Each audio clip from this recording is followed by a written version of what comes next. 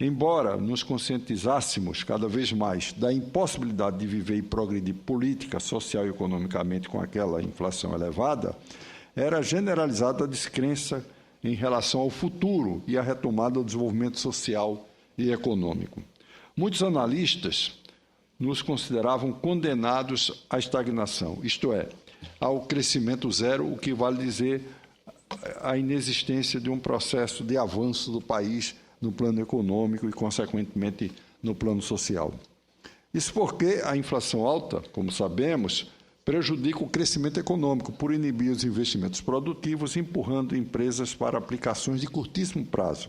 A pior consequência socioeconômica da inflação elevada, porém, é o agravamento da concentração da renda por apenar mais os pobres, desprovidos de mecanismos de proteção contra o rápido aumento dos preços dos artigos de consumo básico.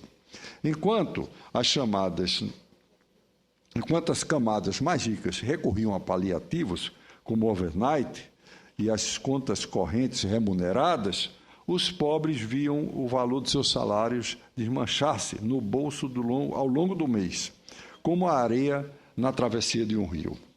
Entre mentes, senhor presidente, amadurecia entre economistas o diagnóstico do problema e seu tratamento. Surgiu o chamado conceito de inflação inercial, segundo o qual a plena indexação dos contratos da economia, como preços, salários, juros, aluguel e taxa de câmbio, era o fator crucial que impedia a interrupção da marcha inflacionária.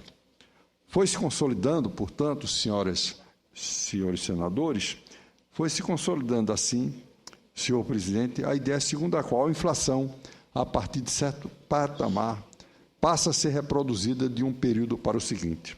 É o que se chamou inércia, repito, inflacionária. Os agentes econômicos desenvolvem mecanismos de proteção contra a corrida dos custos, com preços e salários sendo corrigidos pela inflação passada, o que apenas repassa,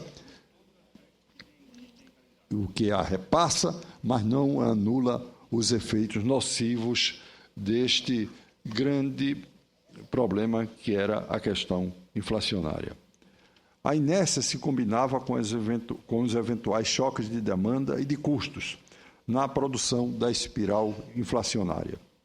Aqueles pequenos choques, que em condições normais elevariam a inflação temporariamente, eram absorvidos pela indexação generalizada e seus efeitos se tornavam permanentes. A partir de certo ponto, porém, a inflação subia apenas pelos mecanismos de indexação da economia. Aliás, mecanismo que nós conseguimos expelir no conjunto do Plano Real, mesmo sem choques relevantes. Uma política fiscal e monetária restritiva adiantava pouco, pois os custos da perda do produto e do emprego eram proibitivos pelos riscos de sublevação popular. Diagnóstico feito, restava passar a terapêutica. Como debelar a inflação inercial? O congelamento de preços e salários já tentado era um meio simples, porém, além de pressupor a ausência de choques, a escolha do dia do congelamento sempre implicava o encontro dos agentes em situações diferentes, com alguns havendo reajustado recentemente seus preços, enquanto outros estavam por fazê-lo. Congelar simplesmente significava gerar, portanto, desequilíbrios na economia, comprometendo a estabilidade buscada, que era um objetivo essencial do que se definiu através do Plano Real. O mérito dos elaboradores do Plano Real foi resolver o problema de maneira brilhante. Não podemos esquecer e anotar tão relevante fato. A introdução da Unidade Real de Valor, o URV, e todos nós ainda dela nos lembramos, pela MP número 434 de fevereiro de 1994, transformada mais tarde na Lei 8.880,